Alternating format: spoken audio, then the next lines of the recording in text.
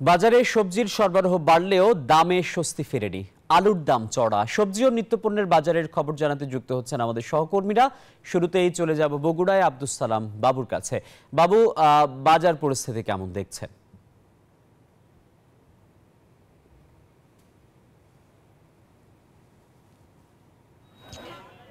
কারণে সরবরাহ বেশ বেড়েছে, তবে দাম মোটামুটি হাতের নাগালের মধ্যেই বলে রয়েছেন জানাচ্ছে এখানকার ক্রেতারা। আরো একটু দাম কমলে স্বস্তি ফিরত ক্রেতাদের মাঝে।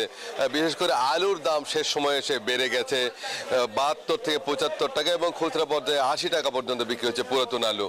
আর শীতকালীন সবজির মধ্যে ফুলকপি 50 টাকা, বেগুন 60 থেকে 70 টাকা, পটল 50 টাকা, সিম 80 থেকে 100 টাকা, মূলা 30 টাকা, মিষ্টি লাউ 30 থেকে 40 টাকায় বিক্রি হচ্ছে। তারপরেও কিন্তু এখন শীতকালীন সবজির ভরা মৌসুম, এই সময়ে সবজির সমারোহ বেশ থাকে, দামও খুব কম থাকে। তবে গেল এক মাস ধরে আমরা দেখেছি দাম স্বাভাবিক রয়েছে, স্থিতিশীলই রয়েছে। কিছুটা কম বাড়া হচ্ছে মূলা এবং ফুলকপির ক্ষেত্রে। অন্যান্য সবজি সিম, পটল, বেগুন এবং বাঁধাকপির, মিষ্টি লাউয়ের দাম কিন্তু স্থিতিশীল রয়েছে। কাঁচামরিচের দাম কিছুটা কমেছে। যমুনার চরাঞ্চলে কাঁচামরিচের উৎপাদন বেড়ে যাওয়ার কারণে কাঁচামরিচ 60 থেকে 80 টাকা কেজিতে বিক্রি হচ্ছে খুচরা পর্যায়ে। অন্যান্য যে সবজি রয়েছে বরবটি 40 থেকে 50 টাকা, টমেটো এসেছে নতুন টমেটো 80 থেকে 100 টাকা কেজি বিক্রি হচ্ছে, পেঁপে 30 থেকে 40 টাকা, ঝিঙ্গে রয়েছে, মিষ্টি লাউ বেশ কিছুটা দাম বেড়েছিল মাঝখানে 60 থেকে 80 টাকা, সেটা কিন্তু অনেকটা কমে গেছে।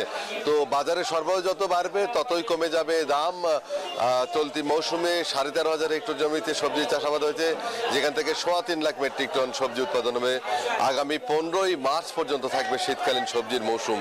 এই ছিল বগুড়া থেকে সর্বশেষ। একই খবর জানতে চলে যাব সাভারে সহকর্মী নাজমুলের কাছে।